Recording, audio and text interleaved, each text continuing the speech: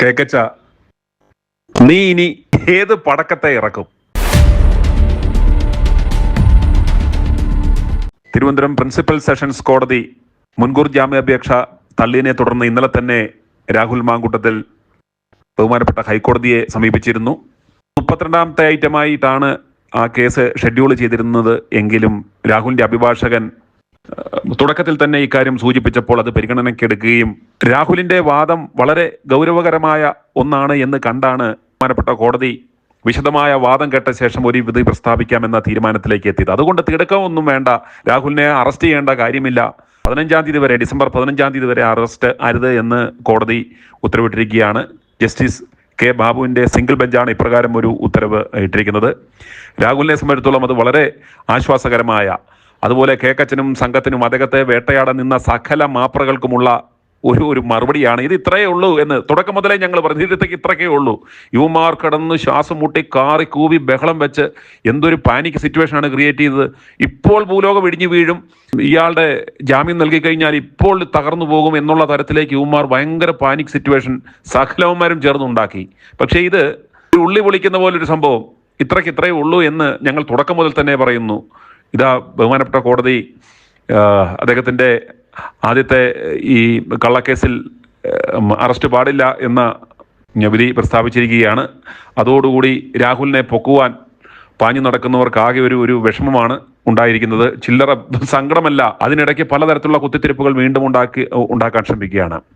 ഈ രാഹുലിന് സെഷൻസ് കോടതിയിൽ നിന്നും ജാമ്യം കിട്ടും എന്ന് കണ്ടാണ് ഇതിന്റെ പിന്നിൽ ആ കേക്കച്ചൻ എന്ന് പറയുന്ന ആ നെട്ടൂരിലെ നരാധവൻ, ആ പഴയ മണി ചെയിൻതട്ടിപ്പുകാരന്റെ ബുദ്ധിയാണ്. ഒരു ഇമെയിലിൽ ഒരു കെട്ടുകേൾവി മാത്രമുണ്ടായിരുന്ന ഒരു വിഷയം ഈ കേക്കച്ചൻ ആരെ കൊണ്ടോ ഒരു ഇമെയിൽ അയപ്പിച്ചു. ശ്രദ്ധിച്ചോണം, പോലീസിനല്ല. ഇത് ഇവനെ പുറത്താക്കുക എന്ന ഒരൊറ്റ ലക്ഷ്യം സാധിക്കാൻ വേണ്ടിയാണ് സോണിയാഗാന്ധിക്കും KPCC അധ്യക്ഷനും ഒരു ഊമക്കത്ത് ഇമെയിൽ സന്ദേശം അയക്കുകയാണ്. അതിനകത്ത് പരാതി അയച്ചത് ആരാന്നോ പരാതിക്കാരിയാണെന്നോ വിഡ്ലാസോ അഡ്രസ്സോ ഒന്നുമില്ല. കേക്കച്ചൻ ഇപ്രകാരം ഒരു ഊഹാപോഹം ഉണ്ടായിരുന്നു. അതിന്റെ പ്രകാരം ആരെ കൊണ്ടോ ചെയ്യിപ്പിച്ചതാണ്. അപ്രകാരം ചെയ്യിച്ചിട്ട് KPCC അധ്യക്ഷൻ നടപടിയെടുക്കാൻ, രാഹുലിനെ പുറത്താക്കാൻ വൈകുമെന്ന് കണ്ടുകൊണ്ട് ഇപ്രകാരം ഇത് കണ്ടോ, ഇപ്പോൾ ഹൈക്കോടതിയിൽ നിന്ന് ഇതുപോലൊരു വിധി ഇപ്പോൾ വന്നു. ഇപ്രകാരം വിധി വന്നാൽ രാഹുലിനെ പാർട്ടിയിൽ നിന്നും പുറത്താക്കില്ല. അപ്രകാരം ഒരു നടപടി ഉണ്ടാകാതിരിക്കാൻ വേണ്ടി കേക്കച്ചൻ ചെയ്ത പണിയാണ്. ഗുണവും മണവുമില്ലാത്ത KPCC അധ്യക്ഷൻ ഇപ്രകാരം ഒരു ഇമെയിൽ കൊടുത്തു, എന്നിട്ട് അയാളെ വരട്ടി. ഇതൊരു ബലാത്സംഗ പരാതിയാണ്, ഇത് കൈവച്ചുകൊണ്ടിരുന്ന നാറു, അതുകൊണ്ട് എത്രയും പെട്ടെന്ന് നിങ്ങളൊരു കാര്യം ചെയ്യും, DGPക്ക് ഫോർവേഡ് എന്ന് പറഞ്ഞ് അങ്ങനെ കുരങ്ങനെ കൊണ്ട് ചുടിയോറ് കോരിക്കുക എന്ന് പറഞ്ഞ പോലെ ആ അരമനക്കിങ്ങിണിയെ കൊണ്ട് തന്നെ ആ പണി ചെയ്യിപ്പിച്ചു, DGPക്ക് ഫോർവേഡ് ചെയ്യിപ്പിച്ചു. കേക്കച്ചൻ കൃത്യമായിട്ട് പിണറായിക്ക് മെസ്സേജ് കൊടുത്തിരുന്നു, ഞങ്ങൾ ഇതുപോലെ ഒരെണ്ണം ഇട്ടുതരും, അതങ്ങ് വെച്ച് ചാമ്പിക്കോളാൻ പറഞ്ഞു. കിട്ടിയ പാടെ പരാതിക്കാരി അപ്രകാരം ഒരാളുണ്ടോ, അതിന്റെ വിശ്വസനീയത എന്താണ്, അങ്ങനെ ഉണ്ടോ, ആരാണെന്ന് പോലും ഇല്ലാതെ ഇവർ ഒരു ബലാത്സംഗ കേസ് കൂടി അങ്ങ് രജിസ്റ്റർ ചെയ്തു, FIR ഇട്ടു, കോടതിയിൽ സമർപ്പിച്ചു. ഇയാളൊരു ഹാബിച്വൽ ഒഫൻഡറാണ് എന്ന തരത്തിൽ പലതരത്തിലുള്ള കഥകൾ മെനഞ്ഞു. ഇവർ ആ കാര്യത്തിൽ വിജയം കണ്ടു. രാഹുലിനെ തിടുക്കപ്പെട്ട് തന്നെ പാർട്ടിയിൽ നിന്നും പുറത്താക്കിയതിന്റെ റീസൺ, ഹൈക്കോടതിയിൽ പോയാൽ ഇത് കീറി പൊളിഞ്ഞു പോകും, ഇത് പൊളിയുമെന്ന് ഇവന്മാർക്ക് കൃത്യമായിട്ടറിയാം. അതുകൊണ്ട് തന്നെ ഒരു ദിവസം മുമ്പ് ഇയാളെ പുറത്താക്കുക എന്ന ലക്ഷ്യത്തോടു കൂടി തന്നെ, കാരണം ഇവന്മാരെ ഏറ്റവും ചൊടിപ്പിച്ചത്, ഇവന്മാർ അപവാദം പറഞ്ഞ് രാഹുൽ ഒതുങ്ങിപ്പോകും, രാഹുലിനെ ഒതുക്കുവാൻ ശ്രമിച്ചപ്പോൾ രാഹുൽ തിരിച്ചുവരവ് നടത്തുവാൻ ഒരു ശക്തമായ പണികൾ അവിടെ മണ്ഡലത്തിൽ ചെയ്തു. നമുക്കറിയാം, രാഹുൽ ആദ്യമേ ഒന്ന് മാറി നിന്നിരുന്നുവെങ്കിലും പിന്നീട് മണ്ഡലത്തിലിറങ്ങി വളരെ സജീവമായി, വളരെ ആക്റ്റീവായി. കേരളത്തിൽ ഈ 140 മണ്ഡലങ്ങളിൽ ഒരു MLA പോലും ചെയ്യാത്ത തരത്തിലുള്ള പ്രവർത്തനങ്ങൾ അദ്ദേഹം വളരെ സജീവമായി വന്നു. അതുപോലെ തന്നെ ഇദ്ദേഹം ഈ തെരഞ്ഞെടുപ്പ് പരിപാടികളിൽ വളരെ സജീവമായി പങ്കെടുക്കുകയും ചെയ്തപ്പോൾ യുവമാരുടെ ചങ്ക് തകർന്നു. കേക്കച്ചനും സംഘത്തിനും വെല്ലുവിളി ഉയർത്തിക്കൊണ്ട് ഇയാൾ അവിടെ ഇറങ്ങിക്കഴിഞ്ഞപ്പോൾ തദ്ദേശ തെരഞ്ഞെടുപ്പിൽ പാലക്കാട് ഒരു ഉജ്ജ്വല വിജയം വന്നാൽ യുവമാർ ജീവിച്ചിരുന്നിട്ട് കാര്യമില്ല എന്ന് മനസ്സിലാക്കി ആ കലിപ്പിനാണ് ഈ പണികളെല്ലാം ചെയ്തത് എന്നോർക്കണം. ഇത്തരം ഒരവസ്ഥയിൽ ഇപ്രകാരം ഒരു കേസ് ഇട്ട് കൊടുത്താൽ അത് ഇടതുപക്ഷം നന്നായി ഉപയോഗിക്കും. അത് പിണറായിയുടെ അത്യാവശ്യമാണ്. സ്വർണ്ണക്കൊള്ളക്കേസിൽ നിന്നും ശ്രദ്ധ തിരിക്കേണ്ടത്, അല്ലെങ്കിൽ കടകംപള്ളിയും തന്ത്രിയും ഇവന്റെ സകലവന്മാരും കുടുങ്ങുമെന്ന് കണ്ടപ്പോൾ ശ്രദ്ധ തിരിക്കുവാൻ ഇത് പറ്റിയ സാധനമാണെന്ന് മനസ്സിലാക്കി അത് പിണറായി എടുത്ത് സമർത്ഥമായി ഉപയോഗിച്ചു. ഈ തദ്ദേശ തെരഞ്ഞെടുപ്പ് വരെ ഈ വിഷയം മാത്രം ആളിക്കത്തണം എന്ന ഒറ്റ ലക്ഷ്യത്തോടു കൂടിയാണ് എതിർസ്വരം പുറപ്പെടുവിക്കുന്ന രാഹുൽ ഈശ്വറെ ഇപ്പോൾ അറസ്റ്റ് ചെയ്ത് അകത്തിട്ടിരിക്കുകയാണ്. കണ്ടോ, രാഹുലുമായിട്ട് ബന്ധപ്പെട്ട ഒരൊറ്റ വിഷയം പോലും ഒരൊറ്റ മാപ്പറുകളും വിടുന്നില്ല. അതുപോലെ തന്നെ അതിനെ ന്യൂട്രലൈസ് ചെയ്യാൻ പറ്റാവുന്ന വാർത്തകൾ വിടാൻ സാധ്യതയുള്ള ആകെയുള്ളയാൾ രാഹുലുമായിട്ട് ബന്ധപ്പെട്ട് സപ്പോർട്ട് ചെയ്ത് ഞാനാണ്.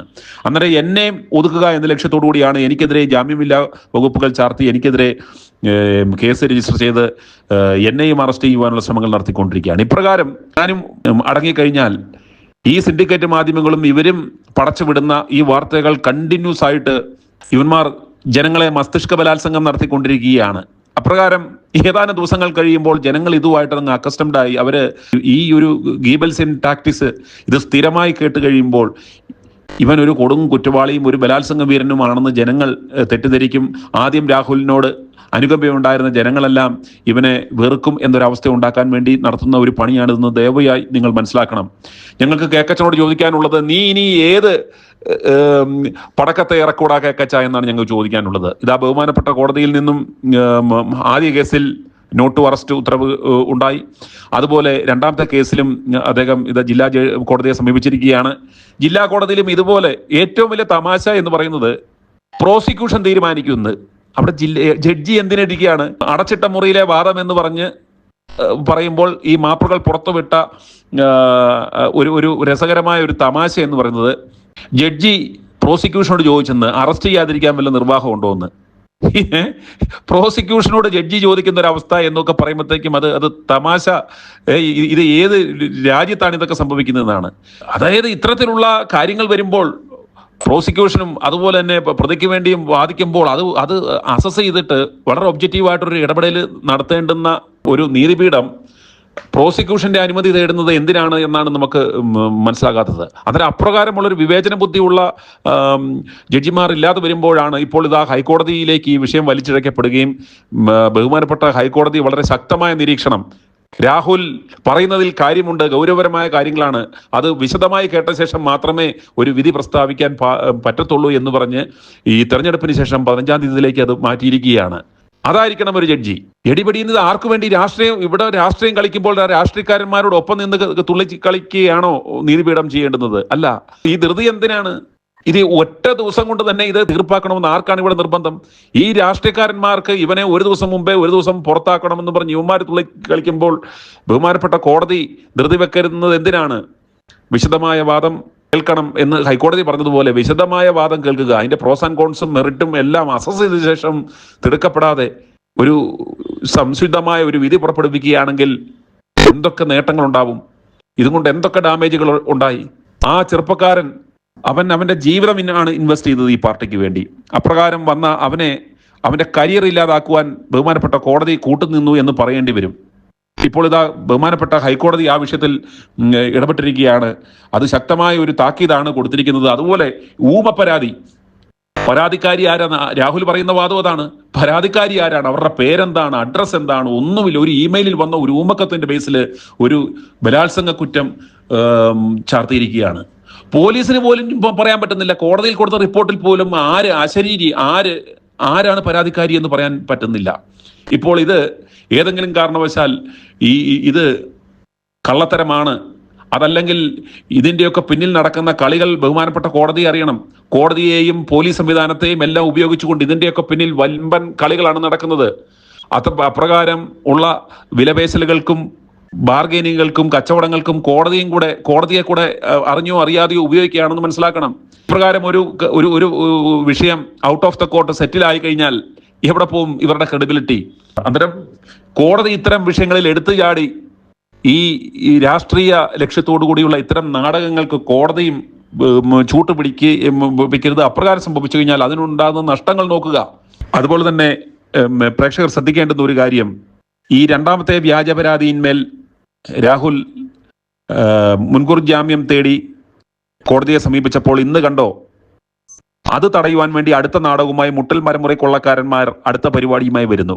അവരുടെ എക്സ്ക്ലൂസീവ് ന്യൂസ് എന്നുള്ള രീതിയിൽ വീണ്ടും രാഹുലിനെതിരെ പരാമർശവുമായി വന്ന ആ യുവതിയെ കൊണ്ട് ഇതാ പറയുന്നു. ആ യുവതിയുടെ വീട്ടിൽ ഇന്നലെ രാത്രി ആക്രമിക്കുവാൻ ശ്രമിച്ചു. ഗേറ്റ് തള്ളി തുറന്ന് ആദ്യമേ ഒരു ബൈക്കിൽ ഒരുത്തൻ വന്ന്, എന്നിട്ട് പാതിരാത്രിയിൽ അവർ ശ്രദ്ധിച്ചു, ഒന്ന് കാണാൻ വയ്യ കേൾക്കാൻ വയ്യ എന്നൊക്കെ പറഞ്ഞാലും ഈ കാര്യം വളരെ കൃത്യമായി പറഞ്ഞത് കേട്ടു എന്ന് പറയുന്നു.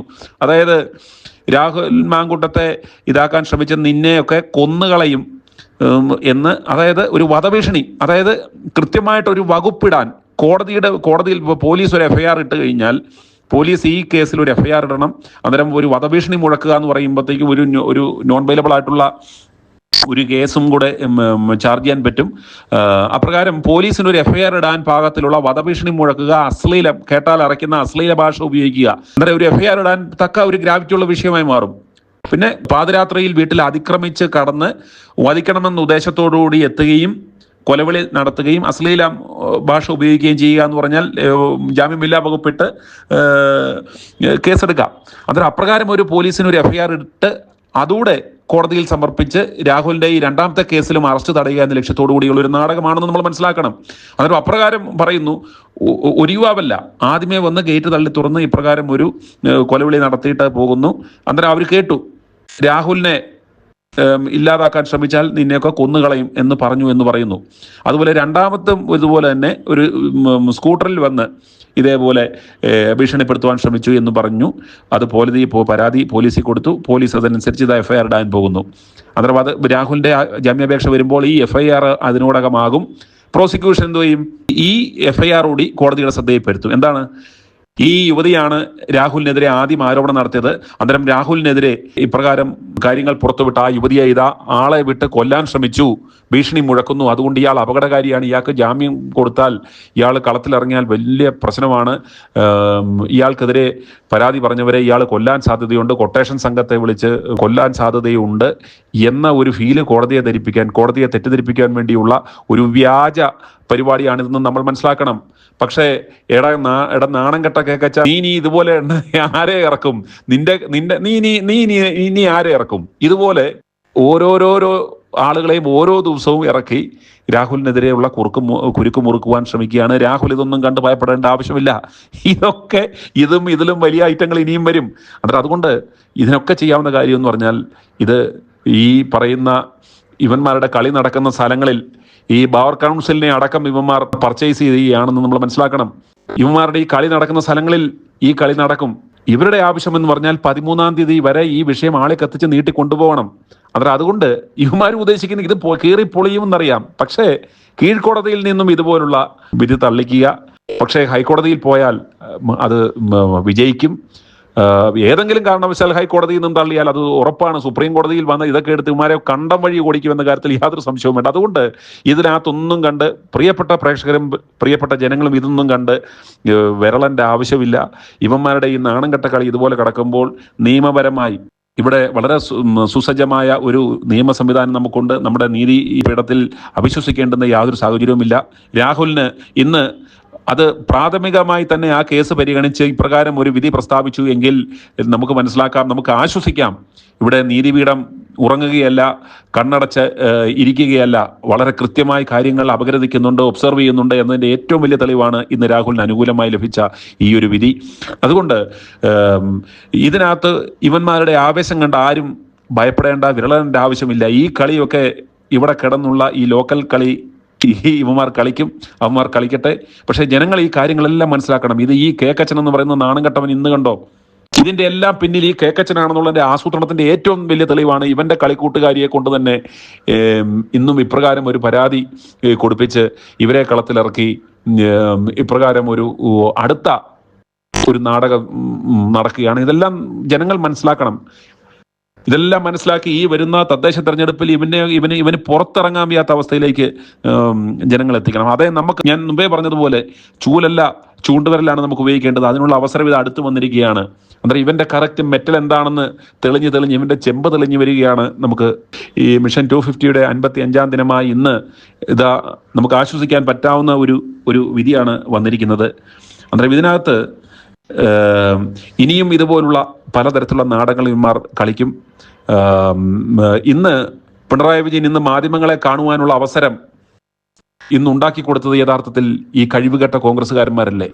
ഇവന്മാരുടെ പിടിപ്പുകേട് കൊണ്ട് ഇവന്മാർക്കൊന്ന് പ്രതികരിക്കുവാനോ പോലും ശേഷിയില്ലാത്തവന്മാരായതുകൊണ്ടല്ലേ പിണറായി വിജയൻ ഇന്ന് ഇവന്മാരുടെ നെഞ്ചത്തെ ചവിട്ടി നിന്ന് പത്രസമ്മേളനം നടത്തി ഇവന്മാരെ തന്നെ കളിയാക്കിയത്.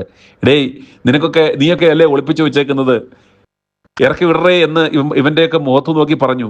അതുപോലെ തന്നെ ബലാത്സംഗ കേസിൽ FIR ഇട്ട് ജയിലിൽ കിടന്ന എൽദോസും വിൻസെന്റിന്റെയോ കാര്യത്തിൽ നീയൊന്നും ഈ ആവേശം കാണിക്കാത്തത് എന്ത് എന്ന് ഇവന്മാരോട് ചോദിക്കുമ്പോൾ ഇവന്മാർ മനസ്സിലാക്കണം, ഈ കഴിവുകെട്ടന്മാരുടെ ഇവന്മാരുടെ ഗതികേട് കൊണ്ട് ഈ പാർട്ടിയെയും ഈ പ്രസ്ഥാനത്തെയും ഇവന്മാർ ഇല്ലാതാക്കിയാണ്. രാഹുൽ എന്ന മിടുക്കനായ ചെറുപ്പക്കാരനെ ഇവന്മാർ തീർക്കാൻ ശ്രമിക്കുമ്പോൾ ഇവന്റെ പാർട്ടിയും കൂടെ നാണം കെടുകയും ഇല്ലാതാകുകയും ചെയ്യുകയാണെന്ന് മനസ്സിലാക്കണം. അതുകൊണ്ട് പ്രിയപ്പെട്ട പ്രേക്ഷകരെ, ഇതാ അടുത്ത നാടകം, അദ്ദേഹത്തിന്റെ രണ്ടാമത്തെ ജാമ്യാപേക്ഷ പൊളിക്കാനുള്ള ഒരു നാടകം ഇതാ ആദ്യമേ മുട്ടിൽ മരമുറിക്കൊള്ളക്കാരന്മാരുടെ ചാനലിലൂടെ കൊളുത്തി വിടുന്നത് കണ്ടുകൊണ്ടാണ് ഞാൻ പറയുന്നത്.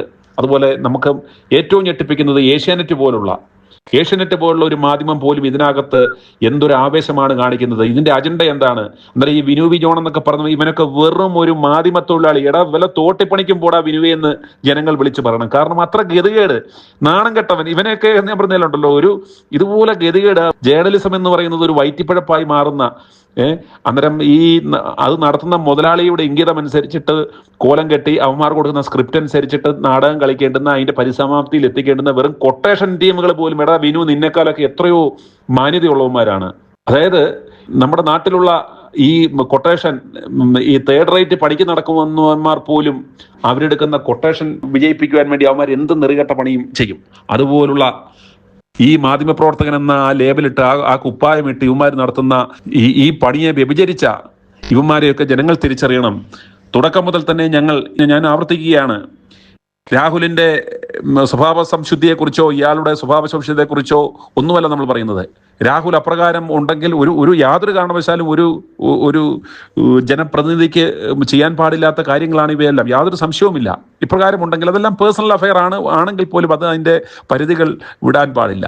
പക്ഷേ ഒരു ആഭാസന്മാരുടെ ഒരു ഘോഷയാത്ര നടത്തുവാനുള്ള ഒരു ഭരണകൂടവും പ്രതിപക്ഷവും ഇവിടെ ഉള്ളപ്പോൾ ഒരു ചെറുപ്പക്കാരനെ വളഞ്ഞിട്ട് ഇപ്രകാരം ഇവിടുത്തെ ഏറ്റവും വലിയ നീറുന്ന വിഷയം ഇതാണെന്നുള്ള തരത്തിൽ ഇവനെ ഇപ്പം നടപടി തൂക്കിക്കൊന്നില്ലെങ്കിൽ ഇതിപ്പം തകരുമെന്നുള്ള തരത്തിൽ ഇപ്രകാരം ഒരു കാര്യം സംഭവിച്ചിട്ടുണ്ടെങ്കിൽ തുല്യ പങ്കാളിത്തവും പ്രാധാന്യവും ആ പരാതിക്കാരിക്കുമുണ്ട് എന്ന യാഥാർത്ഥ്യം പോലും മറന്ന് ഏകപക്ഷീയമായ രീതിയിൽ ഈ രാഹുലിനെ വേട്ടയാടുന്നതിനെതിരെയാണ് i2 ന്യൂസ് തുടക്കം മുതൽ തന്നെ ശബ്ദിക്കുന്നത്. അങ്ങനെയാണ് ഞങ്ങൾ ഈ മിഷൻ 250 എന്ന ക്യാമ്പയിൻ തന്നെ തുടങ്ങിയത്. അപ്പോൾ അത് കൂടുതൽ പ്രിയമുള്ളവരെ കൂടുതൽ ക്ലാരിറ്റിയോടുകൂടി വരികയാണ്. ഇതിന്റെ പിന്നിൽ ഈ കേക്കച്ചൻ എന്ന് പറയുന്ന ഈ നെട്ടൂർ സതീശനാണെന്ന് ഞങ്ങൾ തുടക്കം മുതലേ പറയുന്നതിന്റെ ഏറ്റവും വലിയ തെളിവാണ് ഇന്ന് ഇവൻ ആദ്യമേ ഇറക്കി വിട്ട് അവർ തന്നെ രണ്ടാമത്തെ കേസിൽ ഇയാൾക്ക് ജാമ്യം കിട്ടും എന്ന ഘട്ടം വന്നപ്പോൾ ഇപ്രകാരം ഒരു കൊലവിളി മുടക്കി എന്ന ഭീഷണിയുമായി ഒരു പരാതി, ഒരു FIR ഇടുവാനുള്ള ഒരു അവസരവുമായി ഇവർ വരുന്നതിന്റെ ലക്ഷ്യം എന്താണെന്ന് നിങ്ങൾ മനസ്സിലാക്കണം. അതുകൊണ്ട് വരും ദിവസങ്ങളിൽ ഇവന്റെ സകല പൊള്ളത്തരങ്ങളും കള്ളത്തരങ്ങളും പൊളിക്കും. രാഹുൽ യാതൊരു കാരണവശാലും പേടിക്കേണ്ട ആവശ്യമില്ല. രാഹുലിനെ നമ്മൾ അവിശ്വസിക്കേണ്ട കാര്യമില്ല. നിയമപരമായി തന്നെ രാഹുലിന് വിജയിക്കാൻ സാധിക്കുമെന്ന കാര്യത്തിൽ യാതൊരു സംശയവും വേണ്ട. നിയമത്തിന്റെ വഴിയെ മറ്റൊരു വഴിയെയും പോകേണ്ട ആവശ്യമില്ല. രാഹുൽ ശക്തമായി നിന്ന് ഇവന്മാർ ഇത്തരത്തിലുള്ള കള്ളത്തരങ്ങൾ കൊണ്ടുവരുമ്പോൾ അത് കോടതിയിൽ പൊളിക്കുക. അത് ഏതെങ്കിലും ഒരു കീഴ്ക്കോടതിയിൽ പൊളിഞ്ഞാൽ അതിന്റെ അപ്പെക്സ് കോർട്ടുകളിൽ ഇതിനെ പൊളിക്കാനുള്ള അവസരമുണ്ടാവും. ഇതിനകത്ത് ആ ഒരു കാത്തിരിക്കാൻ വയ്യാത്ത, അതല്ലെങ്കിൽ എത്രയോ നിസ്സാരമായി ഇതിനെ പ്രതിരോധിക്കാൻ സാധിക്കുമായിരുന്നു ഈ കോൺഗ്രസിന്. ഇത് കള്ളക്കേസാണ്, വ്യാജക്കേസാണ് എന്ന് പറയുകയും അതുപോലെ തന്നെ ഒരു സെഷൻസ് കോടതിയിൽ നിന്ന് ജാമ്യം തള്ളുന്ന അവസരം ഉണ്ടാകുമ്പോൾ തന്നെ പറയാം ഇത് അവസാന വാക്കല്ലല്ലോ, ഇതൊരു മുൻകൂർ ജാമ്യാപേക്ഷയ്ക്ക് നൽകി സെഷൻസ് കോടതി സമീപിച്ചു, ഇതാ അയാൾ ഹൈക്കോടതിയിൽ പോകും, അയാൾ സുപ്രീം കോടതി പോകും. സുപ്രീം കോടതി അയാൾക്ക് തള്ളിക്കഴിഞ്ഞാൽ നമുക്ക് ബാക്കി കാര്യം നോക്കാം എന്നെങ്കിലും പറയാനുള്ള അവസരം ഉണ്ടായിരിക്കെ ഒന്ന് പ്രതിരോധിക്കുവാൻ, ഒന്ന് ശബ്ദിക്കുവാൻ പോലും അവസരമില്ലാതെ ഈ കേക്കച്ചന്റെ ശിങ്കിടിയായി നിന്ന് പഴയ കിങ്ങിണിക്കുട്ടനും അതുപോലെ തന്നെ ഓരോരുത്തന്മാരും എന്തൊക്കെ ചാട്ടവും ബഹളവുമായിരുന്നു നടത്തിയത്. അന്നേരം ഇതിലൂടെ കേക്കച്ചൻ എന്ന് പറയുന്നവൻ ആശ്വസിച്ചിരിക്കുകയാണ്. കോൺഗ്രസിന്റെ പിടുത്തം മൊത്തം അവന്റെ കയ്യിൽ വന്നു, അവന്റെ ഈ പറയുന്ന തേൻകണി പരിപാടി വിജയിച്ചു എന്ന രീതിയിൽ അവൻ വിജയശ്രീ ലാളിതനായി പാഞ്ഞു നടക്കുകയാണ്. പ്രിയമുള്ളവരെ, ഈ കൊള്ളക്കാരനെ, ഈ തീവട്ടിയെ നിങ്ങൾ മനസ്സിലാക്കണം. ഇവനാണ് ഇതിന്റെ എല്ലാം പിന്നിൽ. ഇടതുപക്ഷത്തെ നമുക്ക് അവർ അവസരം കിട്ടിയാൽ ഉപയോഗിക്കും. ഒരു പാവാടയും പാൻറ്റീസും കൊണ്ട് ഭരണം പിടിക്കുകയും തുടരുകയും ചെയ്യുന്ന ഇവന്മാർ ഇനിയും ഇതുപോലുള്ള സാധനങ്ങൾ കിട്ടിയാൽ തോട്ട് കെട്ടിപ്പിടിക്കുന്ന ഇനങ്ങളാണെന്ന് നമുക്കറിയാം. പക്ഷെ ഇതിന് അവസരം ഉണ്ടാക്കി കൊടുത്ത ഈ രണ്ടാം തവണയും കരക്കിരിക്കുന്ന ഈ നാണം കെട്ടവന്മാരെ യാതൊരു കാരണവശാലും നിങ്ങൾ ആർക്ക് വേണമെങ്കിലും വോട്ട് ചെയ്തു, യാതൊരു കാരണവശാലും ഇവന്മാരെ തദ്ദേശ തെരഞ്ഞെടുപ്പിൽ ഇവന്മാർക്ക് കൊടുക്കാവുന്ന ആദ്യത്തെ കർണത്തടി, രാഹുലിനെതിരെ കാണിച്ച ഈ പണികൾക്ക് നമുക്ക് കൊടുക്കാവുന്ന ഏറ്റവും വലിയ ആദ്യത്തെ അടി എന്ന് പറഞ്ഞാൽ ഈ തദ്ദേശ തെരഞ്ഞെടുപ്പാണ്. ഫലപ്രദമായി ഉപയോഗിക്കുക. ചൂലല്ല, ചൂണ്ടുവിരലാണ് നമുക്ക് ഉപയോഗിക്കേണ്ടത്. i2i News, an eye for truth. i2i News subscribe ചെയ്തിട്ടില്ലാത്തവർ ഇപ്പോൾ തന്നെ സബ്സ്ക്രൈബ് ചെയ്യുക. നോട്ടിഫിക്കേഷൻ ലഭിക്കുവാൻ ബെൽ ബട്ടണും അമർത്തുക.